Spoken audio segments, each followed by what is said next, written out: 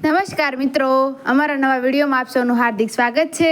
તો આજે આપણે વાત કરીએ રિટાયર્ડ બેંક મેનેજર સાથે બનેલ સત્ય ઘટના વિશે। આજે અમૂલની 4 કોથળી લાવવાની હતી, તમે 3 લઈ આવ્યા।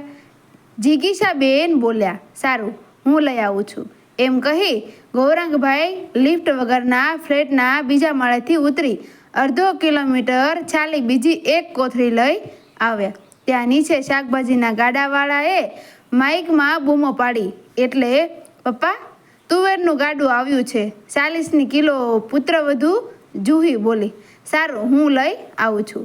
પાછા 2 દાદરા ઉતરી ચઢી કિલો તુવેર લઈ આવ્યા। ચા પીતા પીતા જીગીશાબેન બોલ્યા, ચા પીને તુવેરો ફોલી નાખીએ, સાંજે કચોરી થાય।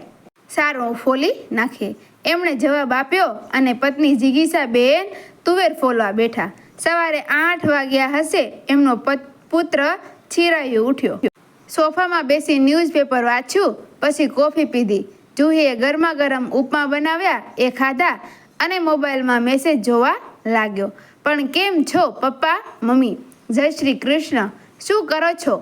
કશું જ નહીં, ઊભો થયો ત્યારે બોલ્યો, મમ્મીના દાંતના ડૉક્ટરની એપોઇન્ટમેન્ટ 11 વાગ્યે છે, તમે સમયસર પહોંચી જજો, ગયા વખતે મોડું કર્યું હતું, એવું ના થાય। સારું સારું, ગૌરાંગભાઈએ જવાબ આપ્યો। ત્યાં જીગીશાબેનની બેનનો ફોન આવ્યો, એટલે એ તુવેરો પડતી મૂકીને વાતોએ વળગ્યા।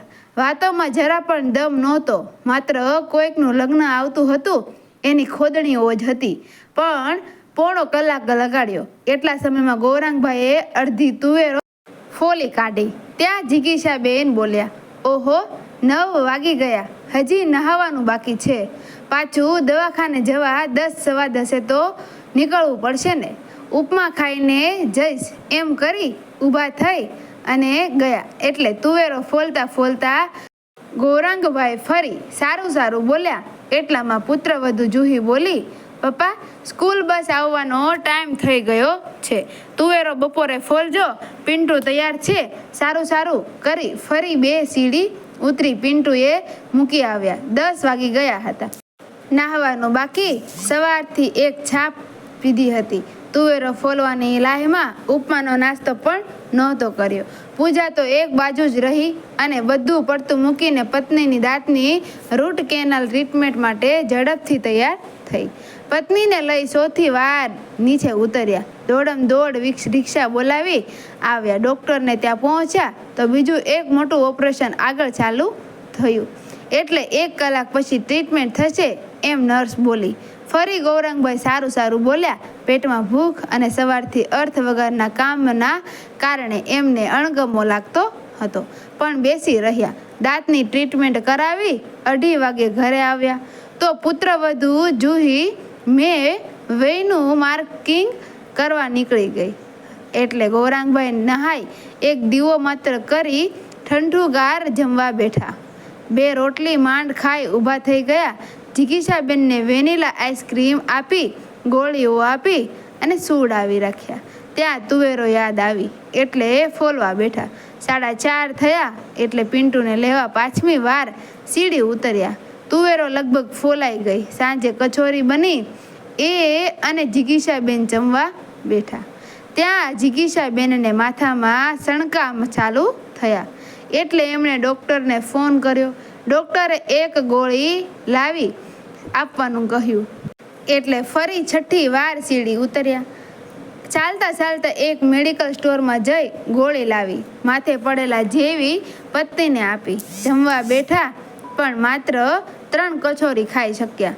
થાકના કારણે સ્વાદ જ આવતો ન હતો। અડધો કલાક પછી પુત્ર જમવા બેઠો, એટલે પુત્રવધુ જુહી એ તળવાની બાકી રાખેલી કચોરીઓ તળી, દહીં સોસ ધાણા ઝીણી સેવ માથે પ્લેટ તૈયાર કરી આપી। પેલો 3 પ્લેટ કચોરીઓ ખાઈ ગયો, જમીને મોબાઈલ પર ગેમ રમવા લાગ્યો, પણ પૂછતો નથી કે દવાખાને શું થયું। પછી ગૌરાંગભાઈએ સામેથી કહ્યું, ત્યારે કામ પતી ગયું ને, સારું મને ઊંઘ આવે છે, ફરી એના રૂમમાં જતો રહ્યો। ગૌરાંગભાઈને ખોટું લાગ્યું, એ એમના રૂમમાં સૂવા ગયા અને વિચારોએ વળગ્યા। મેં નોકરી કરી ત્યાં સુધી એક પણ દિવસ ખરાબ વર્તન કર્યું ન હતું. બીમાર માને હાથ પકડી પકડીને ફેરવતો હતો. ઘરની જવાબદારી નિભાવી, પણ પોતાના માટે જ કશું જ અલગ મહત્વ બતાવ્યું ન હતું. નોકરીમાંથી રિટાયર્ડ થયો. મારા પેન્શનથી જ 90% ઘર અત્યારે ચાલે છે, પણ મારી કાળજી લેનાર કોઈ નથી. બધાને ફોનમાં રસ છે. એટલો બાપા તમે ખાધું નહીં? તમને દહીં સાથે કચોરી ભાવે છે? બનાવી આપું? પગની પીડાઓ દુખે છે? દબાવી આપું? કશું જ નહીં. તુવેરો લાવ્યા? હું ફોલી, પણ મેં પામ્યો કેટલું? 3 કચોરી. એ તો બહાર મહારાજ ઘી આટાવાળાની ત્યાં ખાધી હોય તો આનાથી પણ વધારે આનંદથી સ્વાદ સાથે ખવાત. હું રિટાયર્ડ થયો એટલા ઘરનો અપના નોકર બની ગયો. કહેવા પાછળની ઉંમરે પ્રભુ સ્મરણ, શાંતિ, હૂંફ, લાગણી, આનંદ, પૌષ્ટિક ખોરાક વગેરે જોઈએ. આ તો 1 વર્ષથી દિવસ દરમિયાન ધક્કા હુકમો તોછડાઈ સિવાય કશું રહ્યું નથી. બસ કાલે રાજેશભાઈ પંડ્યાને મળવું જ છે. એ ચોક્કસ રસ્તો બતાવશે. મારી પાસે આવીને બધી વાત કરી. મેં એક જ જવાબ આપ્યો, તમારા ઘર નજીક જલારામ મંદિર છે, ત્યાં કોઈ સેવામાં જોડાવ. આશા વગર ઘરનાને એમ કહો કે 5,000 પગારથી નોકરી મળી છે. એકાઉન્ટન્ટ લખવાનું છે. સવારે 9થી સાંજે 6 સુધી જવાનું છે. બપોરે જમવા ઘેર આવવા દેશે. બેંકના પૈસા ઉડાવવા તો તમે જ જાઓ છો. ઘરનાને તો ઘર ચલાવવાનો જ સંબંધ છે. બીજા સંબંધો પછી બાકી જીવન પ્રભુ ભક્તિમાં એક આત્મશાંતિની પસાર થશે અને સંસારથી વિમુખ પણ નહીં થાવ. ઘરનાના તોછડા મોઢા જોવા કરતાં સેવાથી વધારે પુણ્ય કમાશો. એ નક્કી. એ સંતોષ સાથે મારા ઘરેથી એ ગયા. મિત્રો, વિડીયો ગમ્યો હોય તો વિડીયોને લાઇક કરજો, શેર કરજો અને તમારું આ વિડીયો વિશે શું કહેવું છે કમેન્ટમાં જરૂરથી કહેજો. અમારી ચેનલને સબસ્ક્રાઈબ કરવાનું ભૂલશો નહીં. રાધે રાધે, જય શ્રી કૃષ્ણ.